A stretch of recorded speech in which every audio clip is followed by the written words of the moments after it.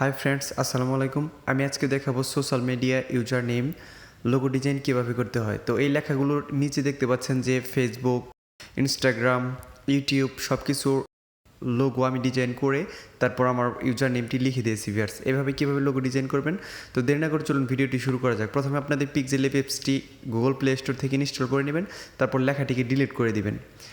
তারপর এখানে চাপ দিবেন মাঝখানের অপশনটিতে, তারপর এই যে শেপ অপশনটিতে চাপ দিয়ে একটা বৃত্ত শেপ নিয়ে নেবেন। তো এরকম নেওয়ার পর এটার কালার দিয়ে দিবেন কালো কালার। এখান থেকে কালার দিতে পারেন, চাইলে আপনি এটাকে রাইট দিয়ে পরে কালার অপশনে গিয়েও কালার দিতে পারবেন ভিউয়ার্স। তো আমি এখান থেকে একবার দেখালাম, পরবর্তীতে আমি অন্য জায়গার থেকে দেখাবো। তারপর আবার আরেকটা শেপ নেবেন, এটাকে চারকানের শেপ নেবেন, এটাকে টান দিয়ে আপনি ছোটো বড়ো করতে পারবেন এইরকমভাবে। তারপর এটার কর্নারগুলো সুন্দর করে বাঁকানোর জন্য এই যে দেখতে পাচ্ছেন নিচের দিকে স্ক্রল, এই যে স্ট্রোক হোয়াইট, এটাকে আপনি বাড়িয়ে দিবেন। তারপর এটার কালারও হোয়াইট কালার দিয়ে দিবেন, তাহলে আপনার এই যে চার কোণাকার যে ঘরটা নিলে দেখতে পাচ্ছেন ভিউয়ার্স, কর্নারগুলো ভ্যানিশ হয়ে গেছে। এখন দেখেন এটা মনে হচ্ছে যে কর্নারগুলো গোল আকারে করে ক্রপ করা হচ্ছে। তারপর আরেকটা শেপ নেবেন, এটা নেবেন ত্রিকোণাকার শেপ। আমরা এখন ইউটিউবের যে আপনার লোগোটি আছে সেটা বানাবো। তো এটার কালার দিয়ে দিবেন কালো কালার, কারণ হচ্ছে যে এটা মাঝখানে থাকবে, এজন্য দেখানোর সুবিধার্থে এটাকে আমি মাঝখানে রেখে দিব। রাইট দেওয়ার পর এই যে এইভাবে বাঁকা করে নেবেন, চাইলে আপনি একটু চিকন করে নিতে পারেন এরকমভাবে, আর একটু ছোটো করে নেবেন। তো এই ডটগুলোতে টান দিয়ে আপনার এগুলো কাজ করতে হবে। তো এরকমভাবে বসিয়ে দেওয়ার পর এখন এই তিনটা পিকচারকে, অর্থাৎ কালো বৃত্ত, এই যে আপনার ত্রিকোণাকার বৃত্ত এবং এই চারকোণাকার বৃত্ত, সরি ভিউয়ার্স বৃত্ত না, সবগুলোকে মার্জ করে একটা পিকচার বানাতে হবে। এই যে লেয়ার অপশানে ক্লিক করার পর এই যে সিলেক্ট করবেন, সিলেক্ট করার পর আপনি এটাকে মার্জ অপশানে ক্লিক করে মার্জ করে নেবেন। দেখেন এখন একটা লেয়ার তৈরি হয়ে গেছে, অর্থাৎ একটা পিকচার তৈরি হয়ে গেছে। এখন ইরেজ কালারে চলে যাওয়ার পর এখান থেকে টলারেন্স বাড়িয়ে দেবেন। দেখেন একটা লোগো তৈরি হওয়া শেষ। এখন আমরা ফেসবুকের যে লোগোটি আছে সেটা তৈরি করব। একটা শেপ নেবেন, প্রথমে বৃত্তাকার, এটার কালার এখন এই যে দেখতে পাচ্ছেন যে অন্য জায়গা থেকে আমি কালারটা দিয়ে দিচ্ছি। কালার অপশনে যাওয়ার পর এটা অন করার পর এখান থেকে কালো কালারটি সিলেক্ট করে দিবেন। তো এইভাবে দুই জায়গার থেকে কালার দেওয়া যায়, আরও এক জায়গা থেকে কালার দেওয়া যায়, সেটা হচ্ছে অন্য কাজের জন্য টেক্সচারের থেকে। তো এতে ক্লিক করবেন, অর্থাৎ ফেসবুক, যেহেতু ফেসবুকের লোগোর মাঝখানে দেখবেন যে এফ লেখা, তো এই জন্য আমরা এফ লিখে নিব প্রথমে। তো এই ছোটো হাতের এফটি লিখে নেওয়ার পর এটাকে ওকে দিয়ে দিবেন। এখন টেক্সট সাইজের থেকে, অর্থাৎ লেখালেখির যে কোনো কাজ করতে ভিউয়ার্স এর অপশনগুলো দিয়ে কাজ করতে হবে। অর্থাৎ এর ভিতরে যে অপশনগুলো আছে সবগুলো আপনার শুধুমাত্র লেখালেখির কাজের জন্য ব্যবহৃত হয়, এবং মাঝখানের যে অপশনটি আছে সেটাতে আপনি এই যে শেপ, পিএনজি ফাইল, পিকচার যে কোনো কিছু এখানে অ্যাড করতে পারবেন। তো এভাবে আপনি সুন্দর করে এডিট করে নেবেন, এখানে সুন্দর করে মাঝখান বরাবর বসিয়ে দিবেন। তারপর দুইটা লেয়ারকে মার্জ করে একটা পিকচার বানাবেন এবং কালার ইরেজ করে নেবেন। বেশ একই পদ্ধতি আমি বারবার ব্যবহার করতেছি, কিন্তু আপনাদের নিউ আইডিয়াগুলো দিতেছি যে কীভাবে এডিটগুলো করবেন। তারপর ইরেজ কালারে যাওয়ার পর এটাকে অন করার পর টলারেন্স বাড়িয়ে দেবেন। দেখেন বিয়ার্স দুইটা লোগো তৈরি হয়ে গেছে। এখন আমি আরেকটা লোগো তৈরি করব ইনস্টাগ্রামের। তো আবার শেপ অপশনে চলে যাবেন, এখান থেকে বৃত্তাকার শেপটি নেবেন, এটার কালার কালো দিয়ে দিবেন এখান থেকে সরাসরি। তো আমি দিয়ে দিচ্ছি ভিউয়ার্স। কালার কিন্তু ভিউয়ার্স আমি দেখালাম দুই জায়গার থেকেই দেওয়া যায়, আপনার যেখান থেকে ভালো লাগে সেইখান থেকে দিয়ে নেবেন। আরেকটা শেপ অ্যাড করবেন, এটার এই যে অপাসিটি 0 করে দিবেন, অর্থাৎ আপনার চারকোণাকার বৃত্ত চতুর্ভুজটা থাকবে না। 0 করে দেওয়ার পর এই যে স্ট্রোক হোয়াইট আছে ভিউয়ার্স আমি দেখাচ্ছি, নিচের দিকে যাবেন একটু স্ক্রল করে, এটার কালার আগে হোয়াইট দিয়ে দেবেন। আগে স্ট্রোক হোয়াইট বাড়ান বা কালার দেন, যে কোনো একটা দিয়ে দিলেই হবে, সমস্যা নেই। তো আপনি সাদা কালারটি সিলেক্ট করে দেন প্রথমে, স্ট্রোকের যে কালারটা আছে সেটা, তারপরে যে স্ট্রোক হোয়াইট এই যেটা, এই অপশনটাকে বাড়াবেন। দেখেন এখন চারকোণাকার একটা ঘর হচ্ছে ভিউয়ার্স।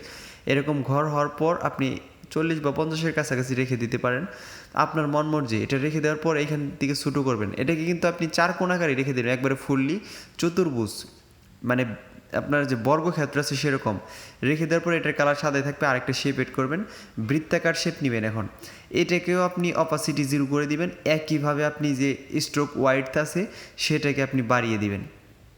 এভাবে বাড়িয়ে দেওয়ার পর এটার কালার দেইনি ভিউয়ার্স, এই জন্য দেখা যাচ্ছে না, এই যে দেখতে পাচ্ছেন কালার দিয়ে দিছি। এটার কালারও কিন্তু হোয়াইটই রেখে দিবেন ভিউয়ার্স। তো এটাকে সুন্দর করে ছোটো করবেন, এটাকে বৃত্তাকারে রেখে দিবেন ভিউয়ার্স। ভিউয়ার্স নষ্ট হয়ে যাচ্ছে। তো এই ডটগুলোকে ভালোভাবে ফলো করবেন এবং সুন্দরভাবে নিখুঁতভাবে আপনি এটাকে বসাবেন যাতে নষ্ট না হয়ে যায়। এটাকে সুন্দর করে মাঝখানে বসিয়ে দেবেন। দেখেন ইনস্টাগ্রামের লোগোটার মতো হয়ে গেছে পুরোপুরিভাবে। এখন এই তিনটে পিকচারকে আপনার মার্জ করে একটা পিকচার বানিয়ে নিতে হবে ভিউয়ার্স, আমি আগের মতো করেই। তো এই যে সিলেক্ট করার পর একইভাবে আপনি মার্জ করে নেবেন। তো ভিউয়ার্স মার্জ করা শেষ হলে একটা পিকচার হয়ে গেল। এখন আপনি ইরেজ কালারে চলে যাবেন একইভাবে। তো এই যে ইরেজ কালারে যাওয়ার পর আপনি অপশনটি চালু করার পর টলারেন্স বাড়িয়ে দেবেন, দেখেন ইনস্টাগ্রামের লোগো হয়ে গেছে। তো আমি এই আর বড় করবো না ভিউয়ার্স, এই 3টা দিয়েই দেখাবো। আপনি চাইলে আপনার মনের মতো করে এই ধরনের লোগো বানিয়ে নেবেন, আপনার যেটা ভালো লাগবে সেটাই বানাবেন ভিউয়ার্স। আপনি চাইলে আপনার প্রোফাইল দিয়েও বানাতে পারেন। তো সুন্দর করে আপনি সাইজগুলো ঠিক করে নেবেন, একদম সোজা মানে সোজা করে সবগুলো বসিয়ে নেবেন। বসিয়ে নেওয়ার পর এগুলোকে মার্চ করে একটা পিকচার বানিয়ে নেবেন, কারণ হচ্ছে যে 3 জায়গায় রেখে ভিউয়ার্স নাড়াচাড়া করতে আপনার অসুবিধা হবে। এটাকে মার্চ করে একটা পিকচার বানিয়ে নিলে আপনার সুবিধা হবে, অর্থাৎ নাড়াচাড়া করতে মুভমেন্ট করতে আপনার অনেক সুবিধা হবে। এর জন্য আপনি 3টা পিকচারকে মার্চ করে একটা পিকচার বানিয়ে নিয়ে এখন আপনি চাইলে যে কোনো জায়গায় সরাতে পারবেন, দেখেন ছোটো বড় করতে পারবেন। আর এমনি আপনার 3টাকে 3বার ছোটো করতে হইতো। এখন একটা শেপ নেবেন, এই শেপটা হচ্ছে যে এই যে এইখানে যে একটা থাকে আপনার ইউজার নেমের যে একটা মানে রেস্ট্রিকশন, অর্থাৎ যে একটা বাধা থাকে, ওয়াল থাকে, সেরকম একটা তৈরি করবো এরকম লাঠির মতো। এটার কালার কালো কালার দিয়ে দেবেন, যেহেতু আপনি সবগুলোর কালার দিয়ে দিয়েছেন কালো কালার, এটার কালার কালো না দিলে ভিউয়ার্স ভালো দেখা যাবে না। এভাবে সিলেক্ট করার পরে যে পজিশন অপশনটি থেকে এটাকে আস্তে আস্তে সরিয়ে নেবেন, কারণ এটাতে আপনি সিলেক্ট করলে এই 4 কোণার যে অপশনটি আছে সেটা নষ্ট হয়ে যাবে। এই জন্য সিলেক্ট করার পর পজিশনে গিয়ে আপনি এটাকে মুভমেন্ট করবেন। তো এটাকে কালার দিয়ে দিতে হবে ভিউয়ার্স। তো এটাকে মার্চ করে আমি একটা পিকচার বানিয়ে নিই, তার আগে কালারটা দিয়ে দেওয়াই ভালো হবে ভিউয়ার্স।